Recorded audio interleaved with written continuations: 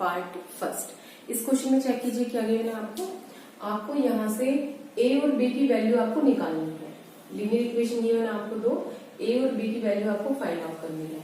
और कौन सी वैल्यू है b की, जहां पे हम वैल्यू को रखें तो हमारे पास जो लीनियर इक्वेशन है वो कितने solution they, infinite number of solution. तो ये है हमारा क्वेश्चन। अब देखिए आपको a और b की वैल्यू फाइंड आउट करनी है जब आपके सॉल्यूशंस कितने हो, इनफाइनाइट नंबर ऑफ सॉल्यूशन। जब इनफाइनाइट नंबर ऑफ सॉल्यूशन होते हैं तो हमारे पास जो रिलेशन है कोफिशिएंट्स के बीच में, जो रेशियोज ऑफ कोफिशिएंट्स है उनके बीच में क्या रिलेशन होता है। इनफाइनाइट सॉल्यूशन में क्या होगा, a1 by a2 is equal to b1 by b2 is equal to c1 by c2। अगर हमारे पास इनफाइनाइट नंबर ऑफ सॉल्यूशन होंगे, इनफाइनाइट नंबर ऑफ सॉल्यूशन, तो लीनियर इक्वेशन के बीच में क्या रिलेशन रहेगा, कोफिशिएंट्स के बीच में a1 by a2 is equal to b1 by b2 is equal to c1 by c2, infinite number of solutions. अब यहाँ पे a1 a2 b1 b2 c1 c2 इन सभी की वैल्यू रख लीजिए। पहले हम अलग से लिख लेते हैं। a1 क्या है हमारे पास 2, जो भी x के साथ है वो क्या हमारा a1 है। a2 क्या है हमारे पास, जो भी x के साथ है a minus b। b1 b2 लिख लीजिए, b1 b2, b1 कितना है हमारे पास 3 और b2 कितना है हमारे पास a plus b। c1 c2 लिख लीजिए, c1 c2, c1 कितना है हमारे पास यहाँ पे, देखो आपको पता है इस इक्वेशन में आपको क्या करना पड़ता है, राइट साइड पे आपको क्या करना है, 0 के इक्वल रखना है। तो आप 7 को इस साइड लेके जाएंगे तो 7 किसका हो जाएगा आपका -7 और यहाँ पे क्या आ जाएगा आपका इक्वल टू में 0। इसी तरह आप इसको उस साइड लेके जाएंगे, लेफ्ट साइड लेके जाएंगे तो क्या हो जाएगा आपके पास माइनस में आ जाएगा ये पूरा। माइनस में क्या आएगा 3a plus b minus 2। Minus sign लगा दिया हमने क्योंकि हम इसको कहाँ लेके गए हैं, लेफ्ट साइड, क्योंकि क्रॉस मल्टीप्लिकेशन मेथड में आपके पास जो राइट साइड है वहां पे क्या होना चाहिए 0। या फिर आप यहाँ पे भी चेंज कर सकते हैं, यहाँ पे -7 इज इक्वल टू 0 कर लीजिए और यहाँ पे माइनस इज इक्वल टू 0, यहाँ पे भी चेंज कर सकते हैं आप।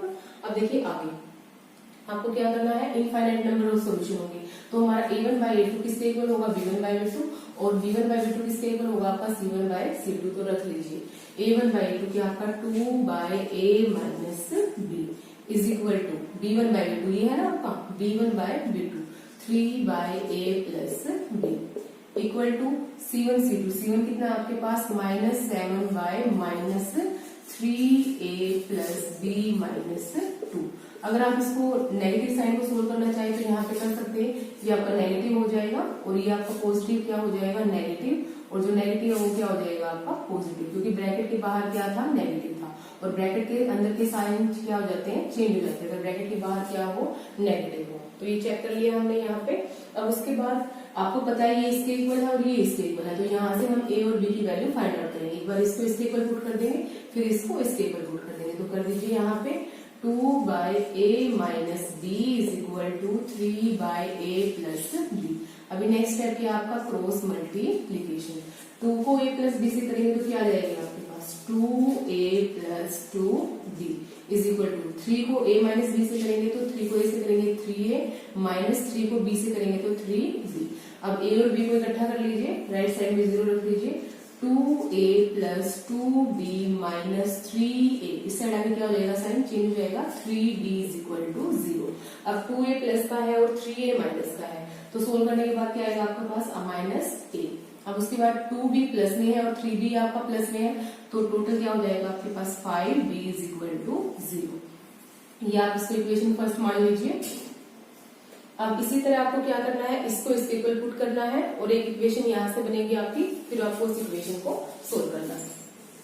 तो रख लेते हैं इसको हम यहाँ पे, क्या है हमारे पास 3 divide by a plus b is equal to -7 divide by -3a minus b plus 2। इसको उतार लिया हमने यहाँ पे, ये था जो आपका, ये इसके इक्वल है क्योंकि b1 b2 भी किसके इक्वल है c1 by c2। अब चेक कीजिए आपको नेक्स्ट स्टेप क्या करना है, क्रॉस मल्टीप्लीकेशन।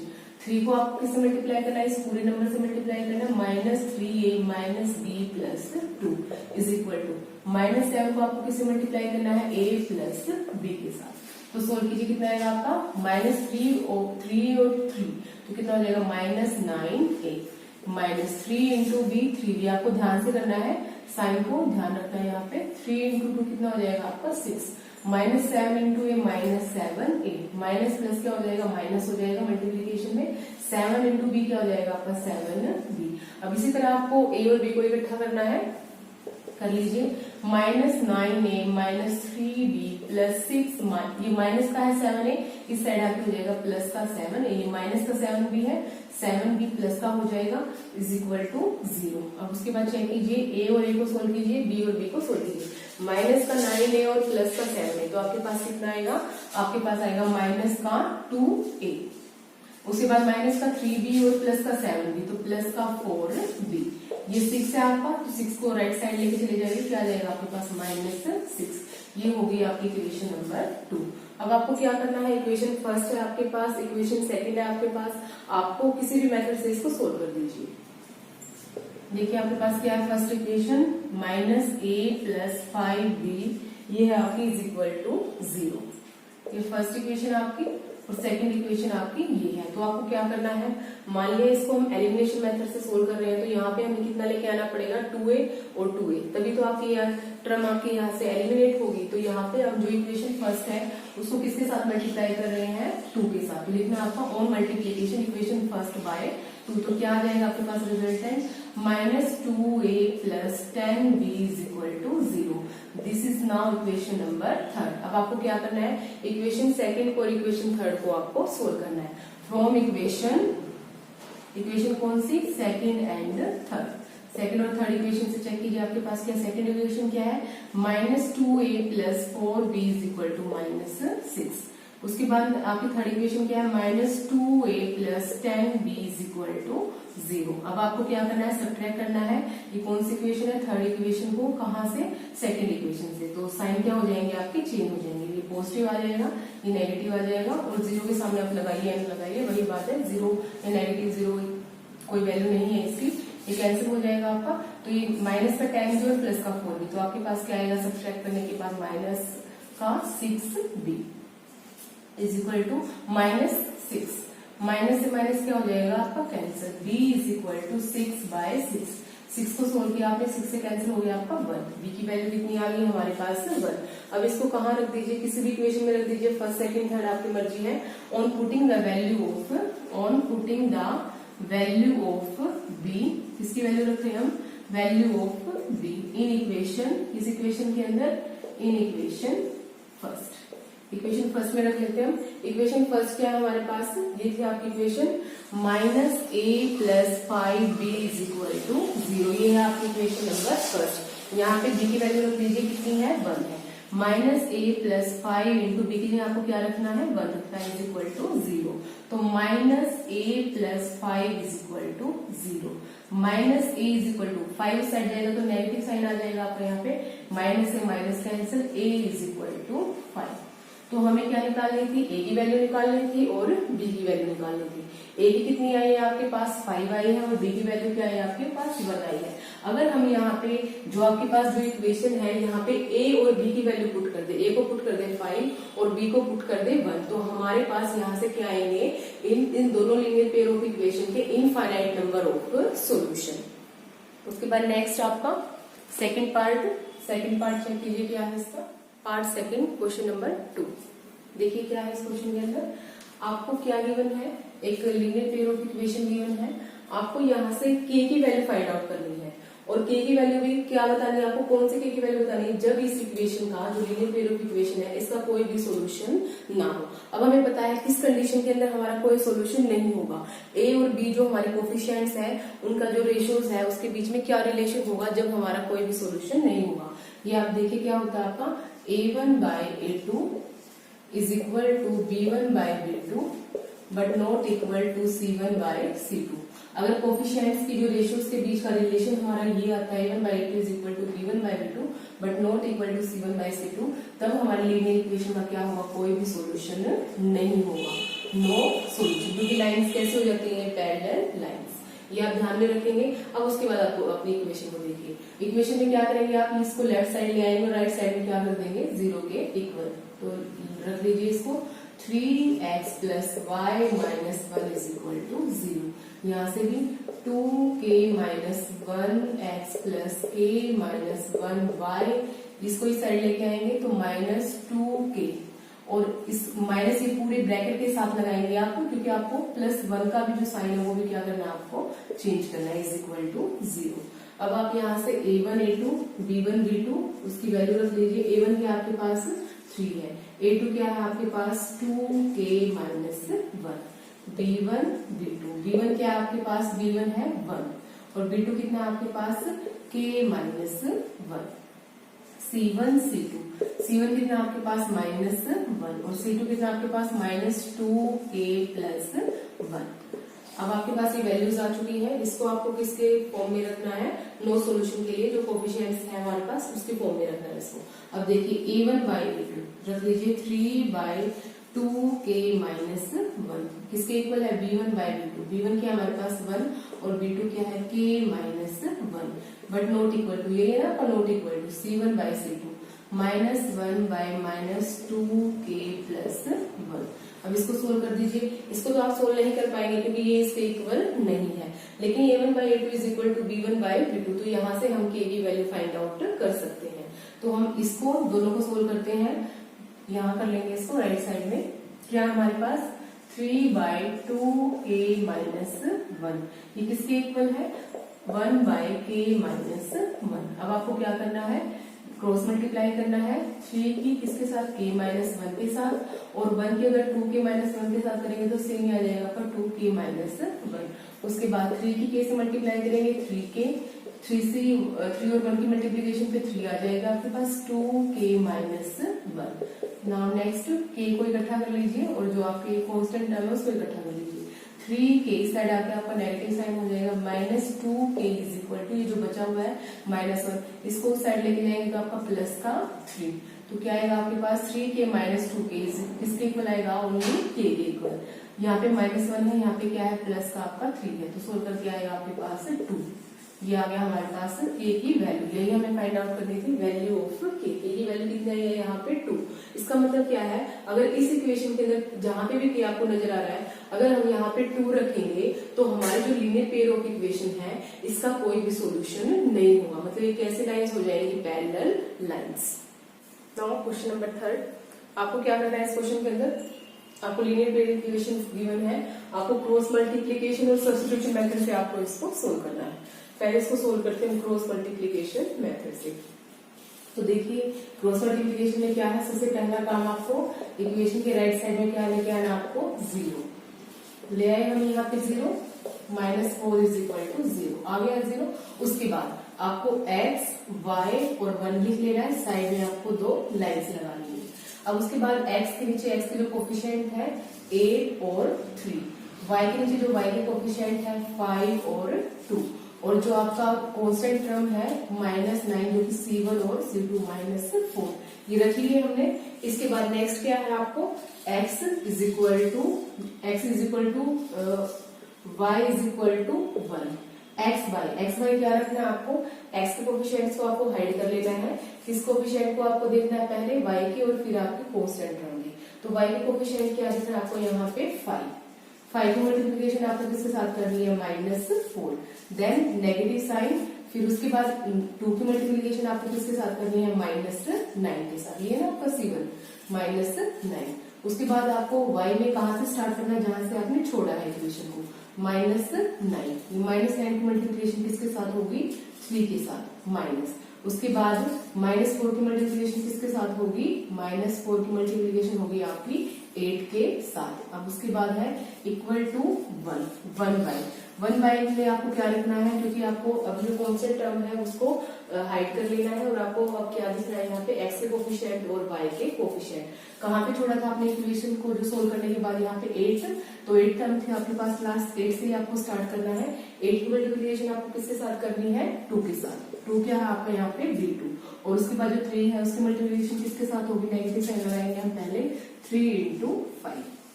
फॉर्मूला याद नहीं रखना आपको, सिंपल बस आपको इस तरह से आपको इक्वेशन को सोल्व करना है। अब उसके बाद नेक्स्ट देखिए क्या है आपका x y, इसको सोल्व करेंगे तो -20, और माइनस क्या हो जाएगा आपका प्लस का 18 = y/, -9 और ये कितना है आपका प्लस का 3, इसको मल्टीप्लाई करना आपको -27, माइनस क्या हो जाएगा आपका प्लस 8 4 जो 34, इज इक्वल टू 1 बाई 8 2 जा 16 माइनस 3 5 जा 15। आगे सोल्व कर लीजिए इसको। एक्स कितना आ गया आपका माइनस का 20 और प्लस का 18 माइनस का 2 is equal to y by ये कितना आ गया माइनस का 27 और प्लस का 32 ये आ गया आपके पास 5। उसके बाद 1 बाई 16 प्लस का 15 माइनस का तो 1 इसको 1 के इक्वल रख दीजिए और y की जो टर्म है उसको भी आपको 1 के इक्वल रखना है तो रखेंगे x minus 2 is equal to 1 by 1। Cross multiply करेंगे तो x की वैल्यू कितनी आ जाएगी आपके पास माइनस 2। इसी तरह आपको y की वैल्यू निकालनी है y by 5 is equal to 1 by 1 y is equal to 5। y की वैल्यू आ गई हमारे पास x की वैल्यू आ गई। कौन से मेथड से हमने यहाँ पे सोल्यूशन किया है क्रॉस मल्टीप्लिकेशन। अभी हम कौन से मेथड से सोल्यूशन करेंगे यहाँ पे दूसरा हमें करना है किस मेथड से सब्स्टिट्यूशन मेथड से। हम कर चुके हैं इससे पहले एक्सरसाइज के अंदर 3.1 के 2 के अंदर सब्स्टिट्यूशन मेथड हम अप्लाई कर चुके हैं वैसे ही सेम करना है आपको। अब इक्वेशन देखिए क्या आपके पास 8x plus 5y is equal to 9 और दूसरी इक्वेशन क्या आपके पास 3x plus 2y is equal to 4। ये इक्वेशन फर्स्ट मान ली हमने और ये इक्वेशन सेकंड मान ली हमने। तो किसी भी एक को हमें सब्स्टिट्यूट करना है किसी दूसरे की वैल्यू के अंदर तो हम यहाँ से मान लिया फर्स्ट इक्वेशन देते हैं 8x plus 5y is equal to 9। 8x is equal to 9 minus इसको साइड लेके जाएंगे 5y हो जाएगा x is equal to 9 minus 5y by 8। x की वैल्यू निकालनी है हमने इसको हमने मान लिया इक्वेशन नंबर 3।